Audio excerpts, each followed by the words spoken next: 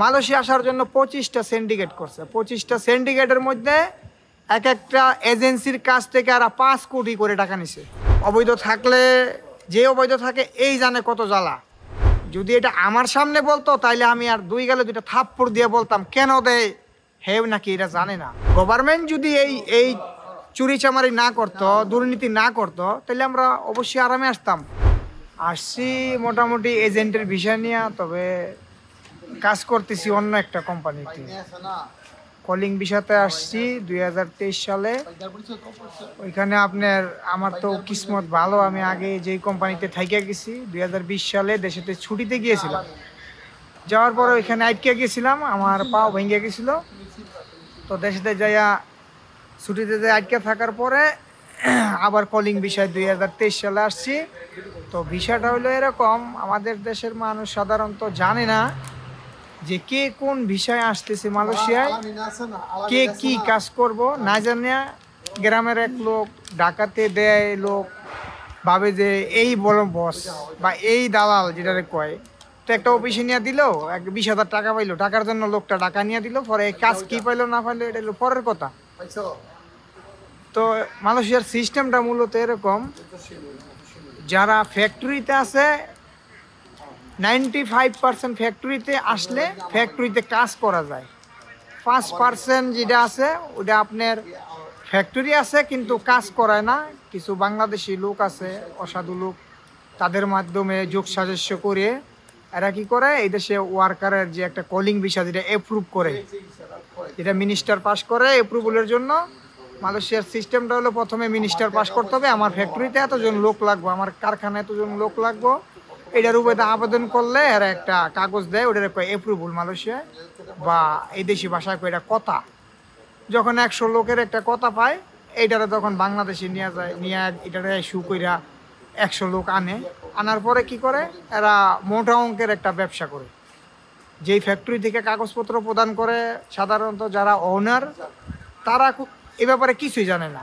Manager বা assistant manager যারা আছে এগো মাধ্যমে যোগ সাজসে এই কাজটা করে। আনার পরে কি করে আমাদেরকে এইখানে আইনা বসায় রাখার পরে আপনার যদি কোনো জায়গায় কাজে লাগাই তাহলে ভালো, না লাগাই তাহলে একটা রুম ভাড়া লইলো, একটা দোকানের উপরে 20-50 জন 100 লোক এখানে আটকায় রাখলো।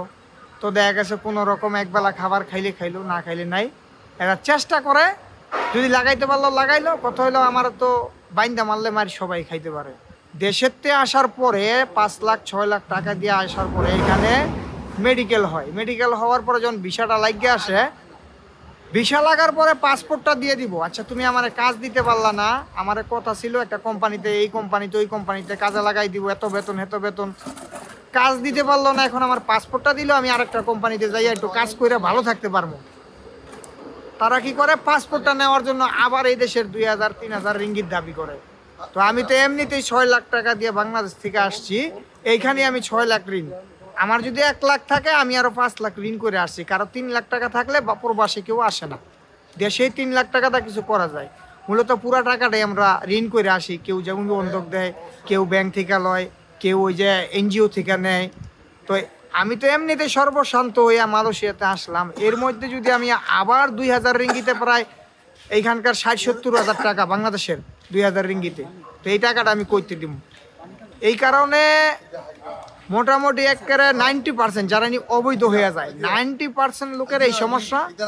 পরে আর এই টাকাটা ম্যানেজ করতে পারে না, তখন আর থাকতেও পারে না দেশে। তো যারা এনজিও বা যাদের কাছে সুদে এইভাবে সেভাবে টাকা আনছে, চাপ দেয়, প্রেশার ক্রিয়েট করার পরে এরা কি করে এখান থেকে এই পাসপোর্ট ছাড়াই অন্য হয়তো কারোর সাথে পরিচয় বা দুঃসম্পর্কে কেউ থাকে তাদের সাথে যোগসাজ হচ্ছে, এরা এখানে পাসপোর্ট ভিসা ফালাই রেখেই বাধ্য হয় যাইতে। কারণ এরা 6 লাখ টাকা দেওয়ার পরেও পাসপোর্ট আর হাতে পায় না, এই জন্য এরা এটা ফালাই রেখেই যাইতে বাধ্য হয়। পরে মানুষ অবৈধ থাকে, অনেক খারাপ অবস্থা, সিচুয়েশন অনেক ফিল করতে হয়। কারণ হলো অবৈধ থাকলে যে অবৈধ থাকে এই জানে কত জ্বালা। এদিকে তো অবৈধ লোকের বেতন ঠিক করে পায় না, ওদিকে বাড়ির থেকে সংসার বা ঋণের চাপ, মোটামুটি অনেক একটা মানসিক প্রেশারের উপরে থাকে। এটা যারা প্রবাসী আসে তারাই জানে। আমি সরকারের কাছে আবেদন করব যাতে বিগত ফ্যাসিস্ট সরকারের আমলে এই যে প্রবাস কল্যাণ মন্ত্রী ছিল হইলো আপনার ইমরান আহমেদ, আমি অনেক নিউজই দেখছি যে উনি বলছে 84 টাকা 89,000 কত টাকা জানি আমরা ধার্য করেছি, ওনারা এত টাকা বেশি দেয় কেন? যদি এটা আমার সামনে বলতো তাইলে আমি আর দুই গালে দুইটা থাপ্পড় দিয়ে বলতাম কেন দেয়, হে নাকি এটা জানে না। মালয়েশিয়া আসার জন্য 25টা সিন্ডিকেট করছে। 25টা সিন্ডিকেটের মধ্যে এক একটা এজেন্সির কাছ থেকে আর 5 কোটি করে টাকা নিছে। 5 কোটি করে টাকা নেওয়ার পরে 25টা সিন্ডিকেট অন্তর্ভুক্ত করছে। তো যেই লোক 5 কোটি টাকা দিছে হে কি 84,000 টাকা করে মালয়েশিয়া পাঠাইলে আমাকে হের 5 কোটি ফেরত পাইব? আর এই ইমরান চোর কয় 5 কোটি করে চোর হেরা টাকা বেশি দেয় কে? আমার তো দেশে কর্মসংস্থান নাই, আমার তো প্রবাসে যাইতে হইব, কারণ আমার তো ফ্যামিলি চালাইতে হইব, নিজের ভবিষ্যৎ গড়তে হইব। তা আমরা কি করবো? আমরা তো জিম্বি। ওনারা যদি 5 কোটি করে নিয়ে সিন্ডিকেট না করতো তাইলে হয়তো 90,000 টাকার বিষয়টা হয়তো 1-2 লাখের মধ্যে যে সীমাবদ্ধ থাকতো। ওনারা এক একটা এজেন্সির কাছ থেকে 5 কোটি করে টাকা নিছে, তো তারাও তো টাকাটি নিব। এখানে এজেন্সির তো দোষ না, এখানে গভর্নমেন্টের দোষ। গভর্নমেন্ট যদি এই চুরি চামারি না করতো, দুর্নীতি না করতো, তাহলে আমরা অবশ্যই আরামে আসতাম। দুর্নীতি আরও আছে, কে জানে বা জানে না আমি জানি না, কিন্তু আমি পুরো প্রসেসিংটা জানি। শুধু এইখানেই দুর্নীতি করে শেষ হয় নাই। আপনার মেডিকেল হইব 6,000 টাকা, আপনার নিচে 11,000 টাকা, 15,000 টাকা কারোর কাছে নিচে। আমি 10,500 টাকা দিয়ে আসছি মালয়েশিয়া মেডিকেলের জন্য। আচ্ছা গেছে, এখন আমরা তো টাকা দিছি 4 লাখ টাকা হইতে শুরু করে সর্বনিম্ন 4 লাখ, সর্বোচ্চ 6 লাখ, 6 লাখের উপরও আছে কিছু লোকের। এইটারে এরা যাতে কেউ বলতে না পারে, কেউ মুখ খুলতে না পারে, সেই জন্য কি করছে, যাওয়ার ফ্লাইটের আগে 1 দিন অথবা 2 দিন আগে বা 24 ঘন্টা আগে একটা সিস্টেম করছে, আপনার কন্ট্রাক্ট ফর্ম সাইন করতে হবে। মূলত ওইটা কোনো কন্ট্রাক্ট ফর্ম না। ওনারা যদি দুর্নীতি না করতো তাইলে আমরা 1 লক্ষ সর্বোচ্চ 2 লক্ষ টাকার ভিতরে মালয়েশিয়া আসতে পারতাম। এটার জন্য পুরো এই দায় প্রবাসী কল্যাণ মন্ত্রী।